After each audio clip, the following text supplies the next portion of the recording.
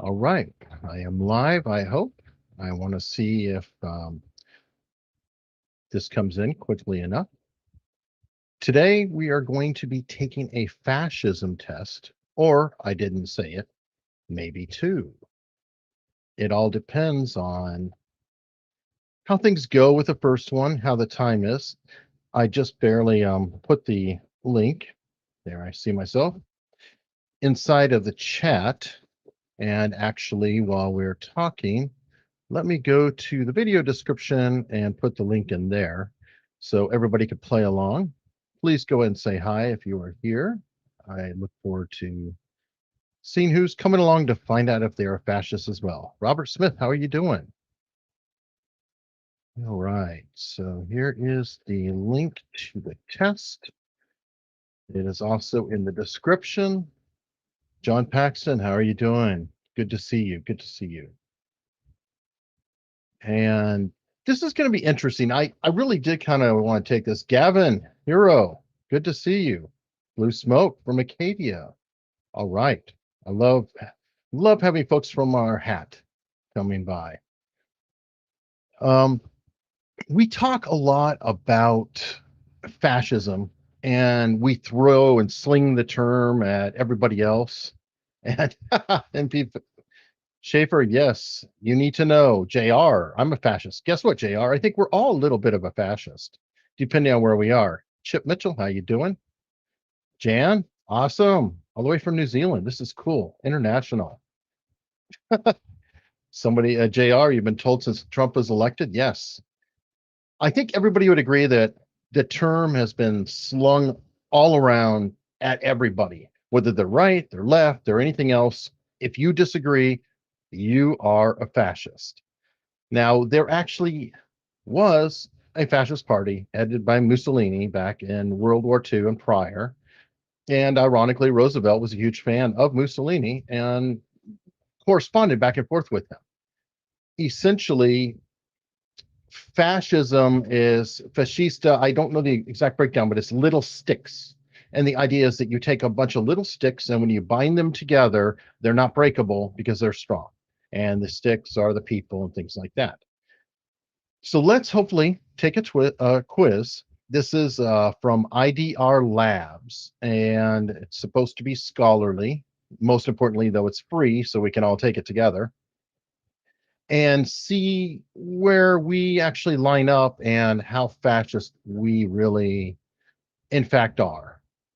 And it should be fun. I hope everybody please play along, and we'll see how this goes. Got the quiz up here. And let's see. I don't know if it's easy for people to read or not, so I will do my best reading aloud. Hopefully, I don't stumble on the words too much, though. Question 1 of 28. The honor and worth of a people is proportional with the contribution it has made to global civilization. If a people has not contributed much, it is of little worth. JR, the link is up above. It's also in the description, but here you go again. Let's see. This is really kind of a crazy question. How do you determine whether somebody is valuable or they're not valuable just because their culture hasn't contributed as much as others? Is that a reflection on the people or is that a reflection on their government? That's a very weird situation. So I'm kind of I disagree because I don't think you should hold people necessarily to what their government may or may not be. And who is the people? Good question. Good question. Question 2. Organizations like the Freemasons and similar secret lodges cannot be trusted since they have their own agendas. Well, they do have their own agendas.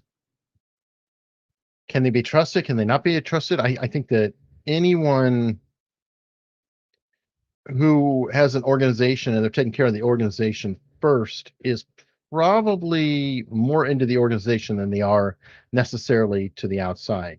So I'm going to go with a weak agree. See how everybody else is going on with this.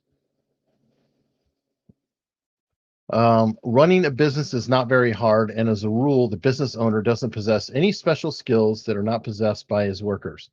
I'm going to disagree. I find that, and that's a strong disagree. It's very, very funny that most of the people who are criticizing how a business is run or stating that the business owner is not that great or everybody's carrying them don't seem to be running one of their own. For some funny reason, other business owners tend to show a marginal degree of respect to the business owners, if you will. So that one, yeah, pretty strongly. If it was so easy, then we wouldn't have so many going out of business, right? In the end, economic and technological strength cannot compete with the spiritual strength of a people that has faith in their country. Okay, this is a hard one because how are we measuring this? Are we saying that this country is going to outpace other countries in the world because they have their spiritual strength and their faith? Or are we saying that they can be attacked and you're not going to be able to take them down because they have faith in their country and they're not never going to quit fighting? See Afghanistan, see other countries who maybe aren't doing so great, but they darn sure are kicking out, if you will, the larger, more technologically advanced country.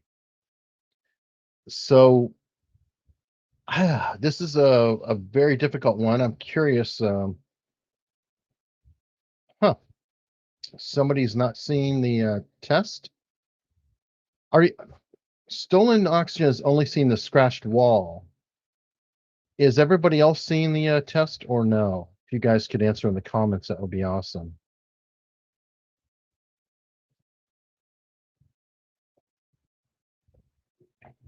I'll go ahead and even I'll maximize it. Okay, it's working out good. Good. Sorry about that. Very, very weird.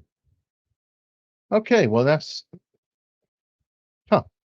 Okay, so some can see, some can't.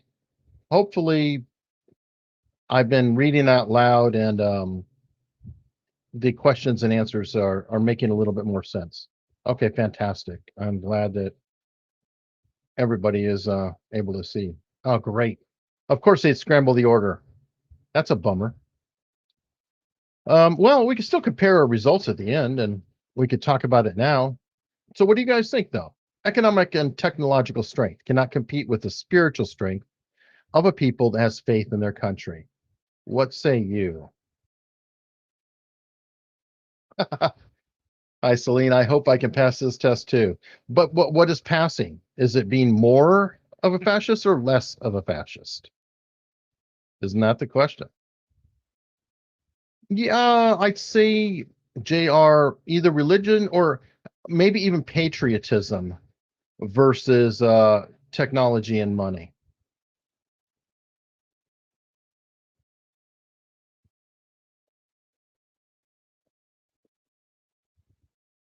I think that I think I'm actually going to lean and disagree on this slightly because, for example, in the US Civil War, the South, I think, had stronger patriotism and better soldiers, but they were ultimately crushed by the size and scope of the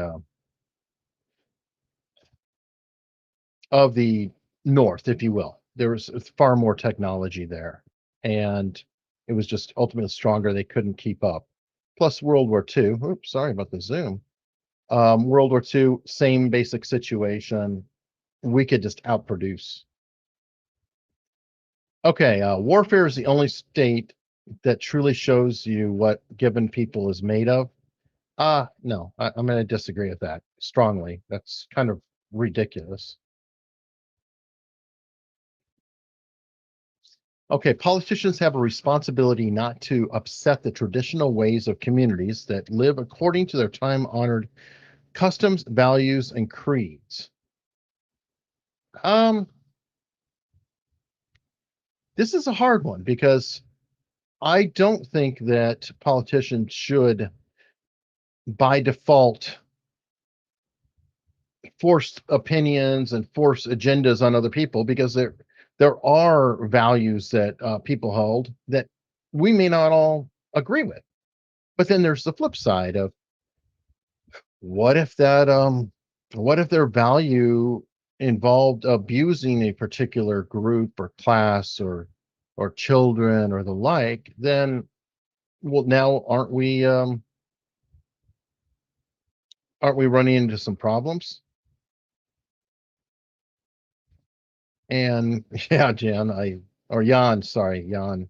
I'm terrible with the names. I think yes, that every answer is that it depends or to a matter of degree. And I'm tempted to just leave it in the middle half of the time, but I feel like I should kind of answer one way or another just to find out. I'm going to say a mild disagree on this though, because if there's, for example, slavery was a time honored custom, and ultimately it was a bad idea, and I think people needed to push that through. So that's just one example. There are others. Blue smoke. They're all trick questions. Yeah, essentially. Yeah, Robert Smith. Thank you. Don't forget to hit the like. I thoroughly agree, and I appreciate that. All right, the economic losses from worker strikes and employer lockouts are just too massive to allow market forces to sort things out by themselves. That one I'm going to disagree with because honestly, I do not like any time the big hand wants to go in and say what the workers are going to do, what the employers are going to do. That to me is the problem we run into with corporatism, um, and too big to fail and all kinds of garbage like that. I think that the market really needs to decide for itself what's going on. Let a business fail if it's going to fail. Let the bank fail if it's going to fail. I want to soften as much as possible, but in general, because we're so worried about these big businesses failing, we tend to just let them build up, buy back their stocks with bailouts, all kinds of craziness. Whereas if they had failed to begin with, it'd be ripping off the band-aid. It would hurt a bit, but some things would settle out. All right. Number 8, the mode of organization employed by the military is an efficient one, and institutions like schools, the police, and firefighters could generally benefit from adopting more of the military's practices and discipline. Okay, I'm curious. How many people in here were in the military?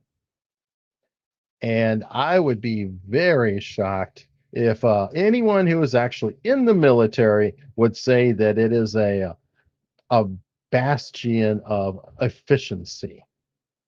The whole structure in of itself is organized, absolutely.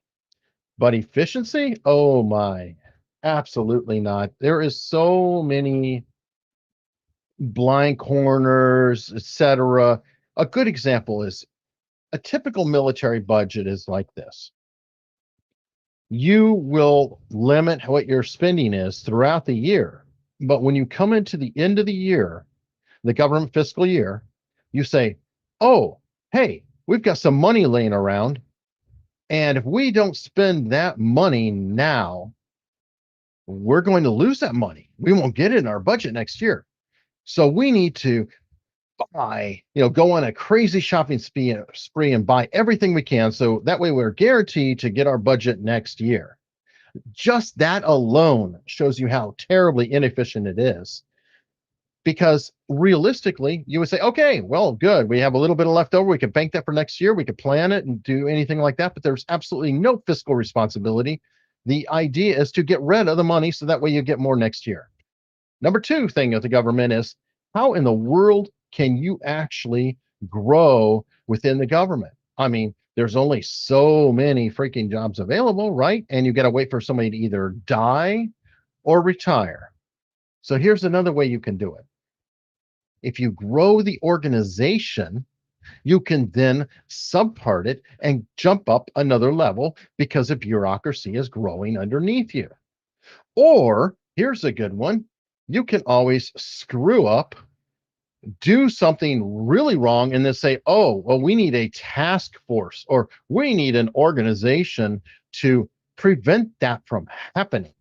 And so, therefore, the government is the only place I can think of where by screwing up, they can actually benefit by increasing the size of their organization and even promoting themselves within to doing more.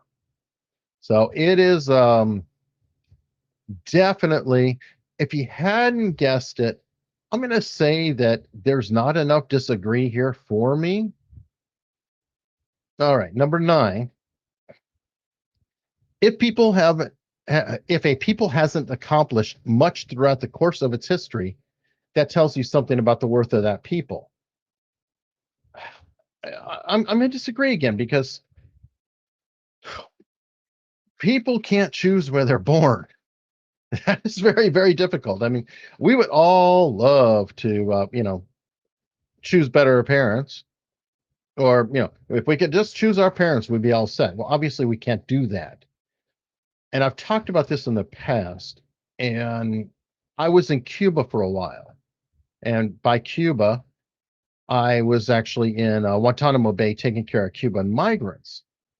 And what was really shocking to me is that I was meeting migrants that were my exact same age, and I could speak one language. They could speak English and Spanish. So they're already twice as good as me at language. I have never finished college. They had a degree or two. Only difference between them and I was the fact of where I was born. And because of where I was born, I got to be the guy wearing the uniform and I got to be the guy who was in charge. But that did not make me a better person. And that actually was really eye opening because we can't choose where we're born. So we can't state somebody's worth is based on what their country has or has not done. We can criticize the hell out of government, and that's a free for all. We need to do that. But the people, again, you can't criticize the people. That's just not right. They don't have the ability or the power. And often they even die trying to go somewhere where they can. 10. The free market is the most efficient way of organizing the economy known to man. I'm going to say um, I agree slightly because I think it's the best way we have, honestly. I don't think it is the most efficient necessarily because I don't know that there isn't a better method. Now, the other problem with the efficiency angle is technically a extremely strong authoritarian government can be very efficient. You smash everybody down to one level and you control everything to the nth degree, make sure all the trains run on time, et cetera, et cetera. I'm going to say, though, I'm going to go agree just because I guess this is the problem. It's not necessarily the most efficient, but I don't really want to give any credence to another kind of government. So I'm voting with my heart on this one that I'm going to go. I want free market, whatever, even though it's probably incorrect what I'm saying.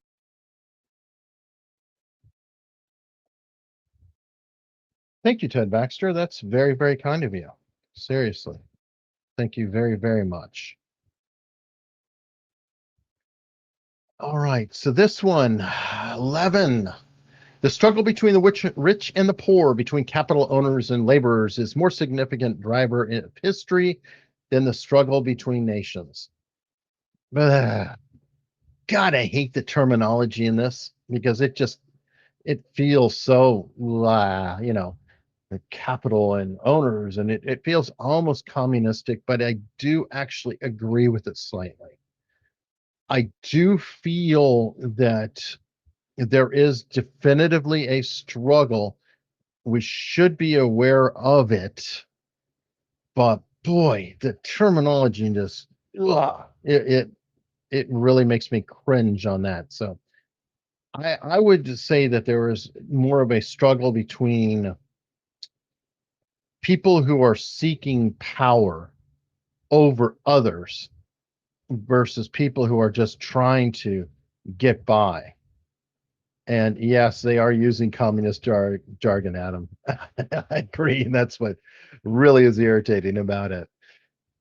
So, did I answer that correctly? Yeah, I agree, but I hate the terminology. So I wish I could answer twice. So disagree on the words, agree on, I guess, the concept. 12. Politically speaking, the state is a second order consequence, the derived effect of a people laying claim to their homelands and flourishing there. This one's almost over my head. It's very, very, very, very interesting on that. I think I'm going to agree though, because a state is really made up of the people, and the people together are who determine what in the what it actually is.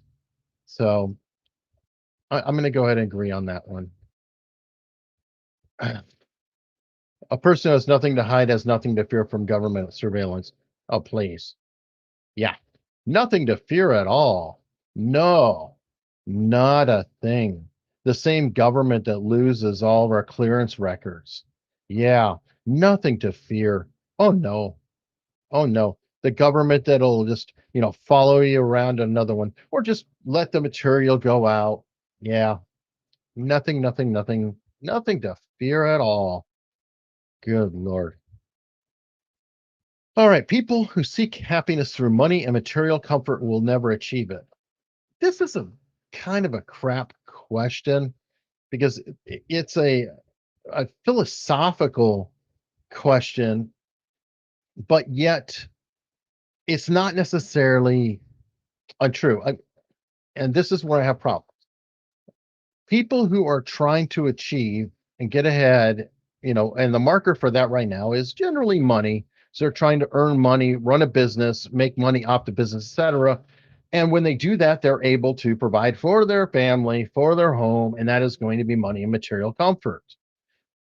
Now, does getting more money make you happy? Not specifically, but it sure can make it easier to be happy.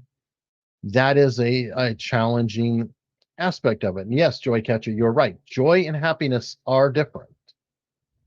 And it is a very tricky question on that. So this one I'm going to be a complete coward on. I'm going to go right down the middle because I don't think it's quite fair here. I think that there's the aspect of, yeah, money doesn't, buy happiness, but yet money can kind of ease your way to it sometimes too.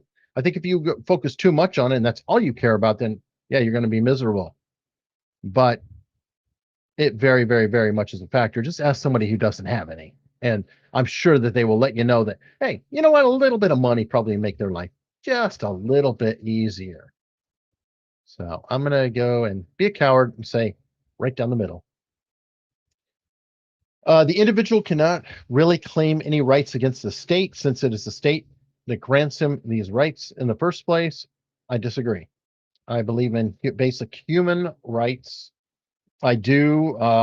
Yes, I'm a little bit patriotic, and I do believe in the Constitution. I believe in the fact that we have rights that are natural to us to begin with, and the state can reinforce it, or the state can acknowledge it, or the state can not acknowledge it too, and it's a bad state. But I am going to disagree because the state is not whom I serve. I serve myself and my fellow man, friends, family, up that line. All right, 16.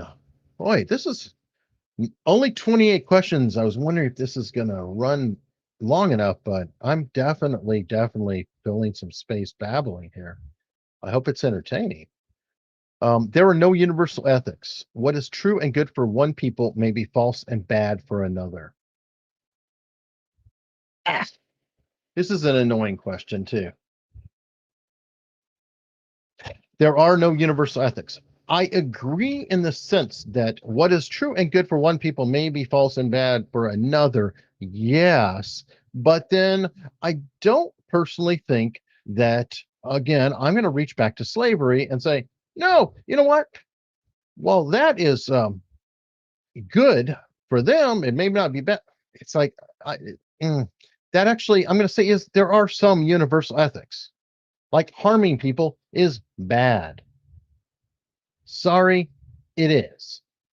Things like that. So I'm not going to go strong disagree because I do think that we have to be cognizant of different cultures and different feelings, but there are some things that universally should be considered evil or bad or just wrong. I mean, if you go out and you shoot 10 people, universally, everybody should think it's bad. Otherwise, yes, Jeffrey Dahmer believed there were no universal ethics. I believe that completely. Yeah. So I'm going to disagree with that.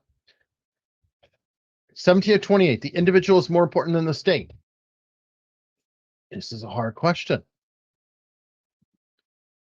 Is the individual more important in terms of, I believe in the freedom of every individual to do whatever they want as long as it does not dump on other individuals around them. I forgot who it was, but it was essentially freedom stops at my nose with your fist. It might have been John Locke. That's kind of where I lean, why I'm big into freedom of speech, things of that sort. But this makes it very difficult because I can't say that that individual can just do anything they want if it's harming others, aka which could be represented as a state. And throwing that out, I'm confusing things deliberately, but not. When I say, a crime, somebody commits a crime, they are prosecuted not by the other individual, but by the state. So if I, say somebody commits a crime in Arizona, it's going to be Arizona, versus that person who's prosecuting them for that crime. So this is really, really a squirrely kind of question because I do believe in individual rights absolutely and completely, but I also know that you can't go against it. So again, I am going to be an absolute coward and go right down the middle.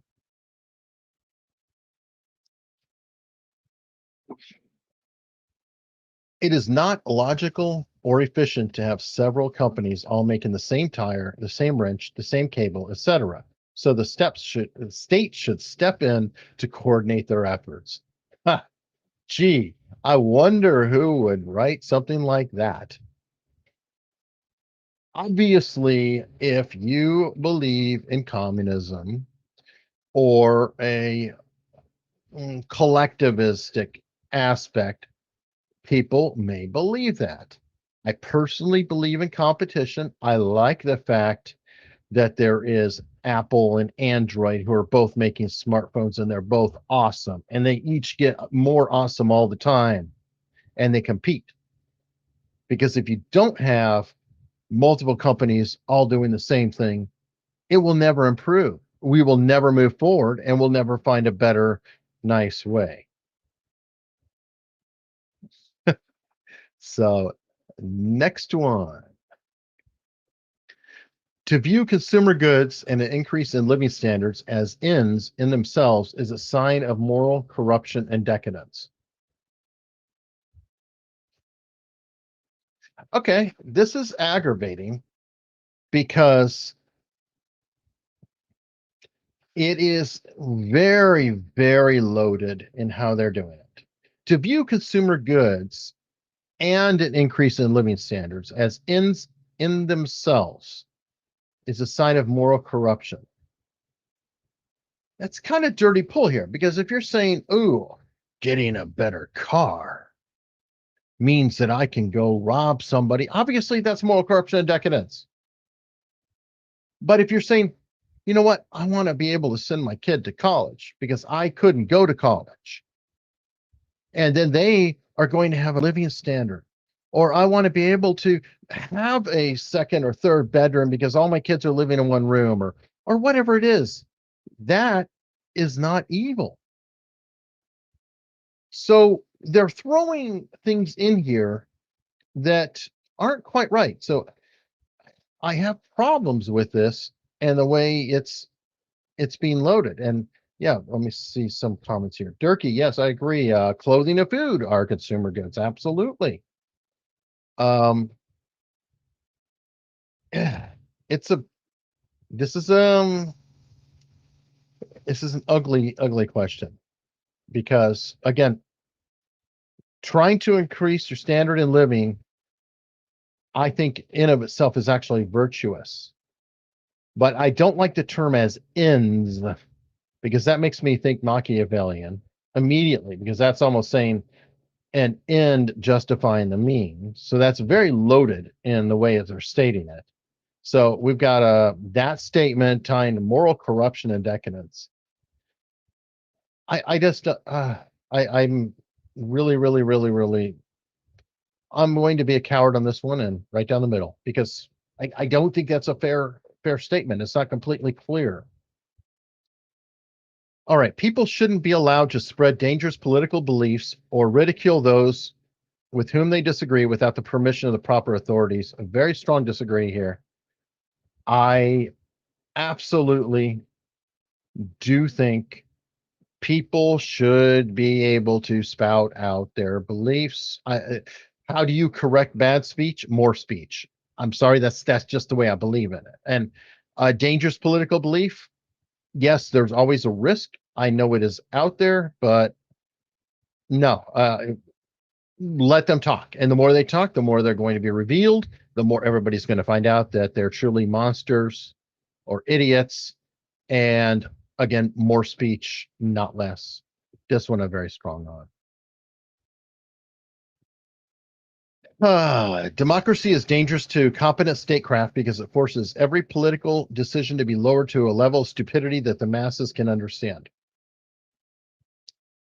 I'm going to disagree, and this is why. There is, you're right, Timothy Foster, about Machiavelli, that it is a bastardization, but it is a commonly thought bastardization of it, and that was why it was kind of tweaked in there.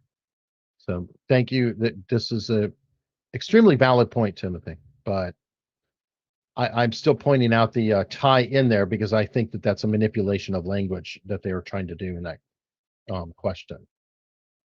Um, okay, this one is again a really obnoxious one because there is a part of me that does agree to a point. Like, here's the question. I'll get controversial and please beat me up in the comments or tell me if I'm right, I'm wrong, whether you agree or disagree. Do you think that everybody should be forced to vote? I personally do not think so. I think that some people shouldn't be forced to vote. They shouldn't be compelled to vote. If they are not competent and don't care or they don't want to, do I really want their vote? No, I really don't want their vote. Either way, they're dumb. They just don't care. Now, should everybody be given the right to vote? Absolutely. Everybody should have the right to vote. And I think that people should take it upon themselves to be competent to actually vote. However, in this case, when they're saying is dangerous to competent statecraft, I'm going to disagree because I kind of believe in the wisdom of crowds, if you will, in the sense that if you take everybody and you guess what something's going to be, as you average it out, you're going to um, find out that the overall averages will be much closer to the actual result. For example, how many things are in a jar, whatever it is. It's very interesting. There's some research that's been done on it. I see Eva's asking me, how do I define competency to vote? Good question. Now let me see if I can tap dance around it. Essentially, the way I define competency to vote is actually reading what it is you are voting for or against and drawing a conclusion. That's it. I do not believe in people who will just vote right down a line For example, there are places where people can just say, boom, I'm voting the Republican or the Democrat side, and every candidate all the way down, it will just automatically pick all R's, all D's, all whatever. I personally do not think they are voting. Maybe be competent. Maybe in that case, it's just responsible. I think that if you are voting for something, you should actually know what you are voting for. That's it. I mean, should you have to? Not necessarily. Can't be forced to. But I definitely don't want to encourage people who don't really care, don't really read, don't really study anything to go vote because it dilutes things. Now you just flip a coin. Hey, oh, cool. They'll just vote whichever way it is. They're not necessarily competent. And I don't think that their vote has the same value. And again, that's an opinion. So please comment below. I really do want to talk with you and find out more what you think. And Eva says, in my government class, they said you should vote for a party rather than individuals. It's only possible to accomplish things on the level of party. Okay.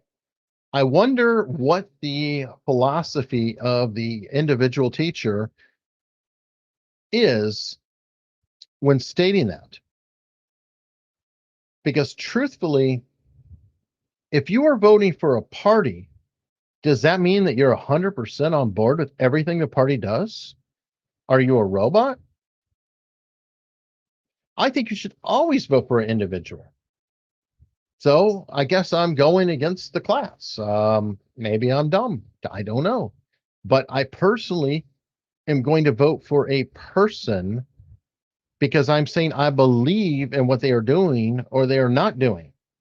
I am not going to say, let me just vote for a party because I'm team red or I'm team blue. That's part of the reason we have a problem. What about when it's a little bit close?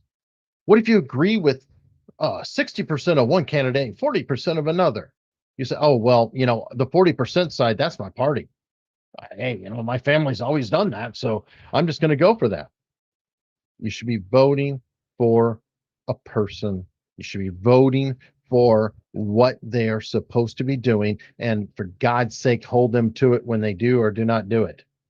That is the only realistic thing in my mind that we should be doing. So, back to the questions. Classical liberalism is essentially an ideology of the past, and modern attempts to reinstate it are bound to lead to wars. Oh, God, this is some nice loaded stuff here. This is this is too funny.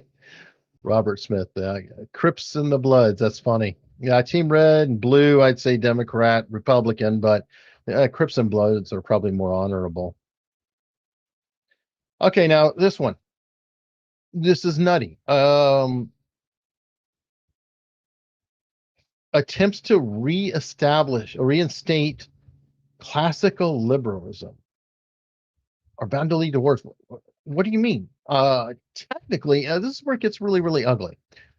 If everybody is a monolith and everybody is smashed down, then yeah, there may not be a war because there's only one world, one leader or whatever, and everybody is pretty much in line.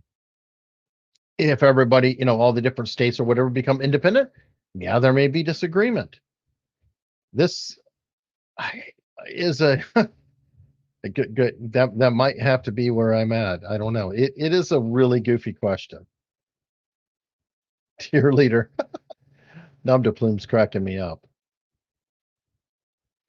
Anyway, yes. Fair in here. Classical liberalism was what John Locke wrote about. Absolutely. I agree. And it's a shame that you have to use the word classical liberalism at all, because the truth is it's liberalism. And FDR hijacked that because he didn't want to be a progressive. Progressives didn't didn't go over so well. So he said, no, no, no, we're liberals. Oh, we're liberals. And that has stuck. And of course, everybody's gone right along saying if they're on the left, they're liberal. And that's, I think, part of the quandary we're in. Libertarians are closer to classic liberals in many ways, but libertarians take things so far that they can be obnoxious in them themselves, especially anarcho-capitalists can be a little bit too much. Um, it is very, very, very, very, very difficult to see that. So on this one, I'm going to disagree, and I'm not doing a strong disagree because this is the really big problem of that. Freedom can cause people to fight each other in a war because they have beliefs, and it may happen. And I do think about Thomas Jefferson, and it's an ugly, ugly statement. But he said what is it? The tree of liberty is fed by blood every few years. Sometimes that does happen, and that this is an ugly one. All right, 23 to 28. 28. All people are essentially worth the same, no matter their race, gender, nationality, or IQ. This is a really, really, really, really, really, really hard. I mean, do all people have the same value as in they're a human and they have the rights and they have absolutely. Are they worth the same? Mm, That's probably not necessarily true. I mean, if you have an Einstein, he might be worth a little bit more, just because of contributions, etc. So this is really a kind of a crap question in the sense of every person absolutely has genuine full value, but there are some people who maybe do contribute a little bit more, and it's very, very, very difficult to not acknowledge that there are some who given more, some who maybe given a little less. And I'm not going to talk about circumstances or anything else that maybe have contributed to the issue or the situation, but it's a really unfair, loaded question. So I am going to answer it on the premise of basically all humans have value. I do not think that any race is better than any other. Obviously, I don't think IQ is making somebody better than another. Obviously, that is horrible and wrong in a lot of ways. So I'm going to agree, but I think that's excuse my language, a shit question. And I feel like I'm kind of being cornered on that one. So 24, the political challenges today are so serious that they can no longer be solved within the traditional paradigms of political thought. Oh, please. That's a freaking smug, obnoxious kind of a statement that I would, hear from our our ruling classes, our betters. Oh, we need to go to our betters to learn what to say or do. Oh my, because we can't think for ourselves. Thank thank goodness the professors and whatnot are there. All right, when it comes down to it, politics is mostly about the distribution of money, materials, and resources. A people's values and religions are just icing on a cake. Um,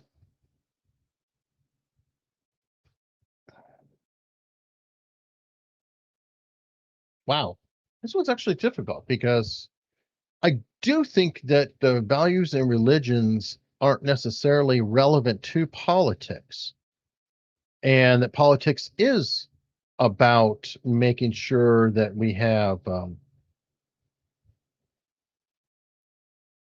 the ability to get resources and things like that there. And Jan, that's interesting. People's values are everything. Yes, I agree they're everything, but that's to the people, but not necessarily to a politic. I think that politics are a way of making sure that there's a playing field where people can have their values, but not necessarily to acknowledge or agree with or disagree with their values. I think that it should stay out of the values, just like it should stay out of speech and religion. It's not up to politics itself to do this. Politics to me is kind of keeping the ground floor there to where people are secure and safe. For example, having a standing defense so they could have their own values and see all this. So it's kind of a loaded statement, and maybe I'm not expressing it well in that, but I'm going to lend to agree on this because I do think it is more about kind of the baseline stuff and not about who we are at our core. It's about enabling us to have that on our own without actually prescribing it to us, because that is a different issue. And okay, that's fine, fair enough. That's I have to disagree with, because politics should have nothing to do with distribution of money or materials. That is a really, really, really, really, really difficult thought. But I'm also talking about roads, transportation, things like that. Um, let's see. This is cool. I've got some nice feedback here. James Slavanuk. BS again, freedom of religion, speech, and First Amendment Bill of Rights. Yes, but that's the thing. The politics shouldn't be telling us what church to go to or what religion it should go to. This is where it gets really tricky, because I believe in the freedom of religion, but remember, the Bill of Rights is a factor. It was essentially saying that these are people's rights to begin with, and they have nothing to do with the government. They're given to the people themselves. So we're born with these rights, and the government is having to stay out of the way. So this is a really, really, really difficult, question in that, because I feel like it can be interpreted different ways. Because again, I absolutely believe in the rights completely, but I feel that those are a separate thing, and that politics, again, separation of church and state, separation of all this. So the values of religion, we need to be free to follow or believe in or do, but not necessarily. That's exactly where you don't want politics involved, and that is the problem. So, all right. If a state is to protect the freedom of its citizens in the long run, the state itself must be free to make controversial or unlawful decisions when necessary. Yeah. Define that. That's a pretty slippery slope. I'm going to disagree on that, just because. Yeah, I can sort of see that to a degree, but it's a very, very, very different situation. All right. A plurality of political parties is necessary to ensure that no one circle of individuals gets too complacent in power. This one, people are probably going to be annoyed with, but I actually agree with this. I think we have a problem now with the duopoly situation. And the founding fathers in the US did not want to actually have parties. They were very, very against parties because of the situation where everybody's going to ride into the party and things like that. I personally think we would benefit highly having at least a third or even four strong parties, because we have a situation now where it's like you're either red or blue, Republican, Democrat, whatever, and they're perfectly happy with that, because it's either them or the other, and they stay in charge. They do a little tug of war, but they stay in charge all the time. I think it would have been, I like the idea where like in England or in Israel, where a couple parties have to get together and work together, and through that can gain a majority. And there's automatically some compromise in there that makes things a little bit more balanced. So it's a thing I would love to see a third party. Let's bring back the Whigs. What do you say? Yes, I know the Whigs kind of became the Republicans or sort of shifted over, but let's bring back the Whigs. It's just a cool name. All right, 28. Ethics is a matter of statecraft. Whatever furthers the interest of the state is good. Whatever inhibits is bad. Gee, wow. Makes me think about the Empire, right? Anybody else watching Mandalorian? I'm sure that the Emperor and crew would definitely agree with this statement. So let's see. How fascist am I, folks? People are saying I'm going to be 50% fascist or more. Boy. See, this is the fun thing. We're all a little bit fascist. And I am 28% not fascist. So if I was supposed to be a fascist, I guess I failed this exam. Oh my. Fantastic. How'd everybody else do on this? Okay. What? You're 36%, which makes you a fascist fellow traveler. 40% fascist MP. All right. How's everybody else doing? 33 blue smoke. All right. John Paxton. 34%. Well, yeah. Hey, we're all a little fascist. How's England doing with that? 38% last week. Oh, okay. You played it. You read ahead there, non Bethune. 33. Seems like we're 40. It looks like we're all 40% or less. Defined as fascist fellow traveler. That is funny. Oh, crazy, crazy, crazy. Oh, they have another test, but this one has definitely run along a bit longer than I expected. This one has a F scale, so we can see what a fascist scale is. Oh, really quickly before we run out, how are we doing? Oh, kick more cats. Hey, how dare you? How dare you kick cats? I have a cat.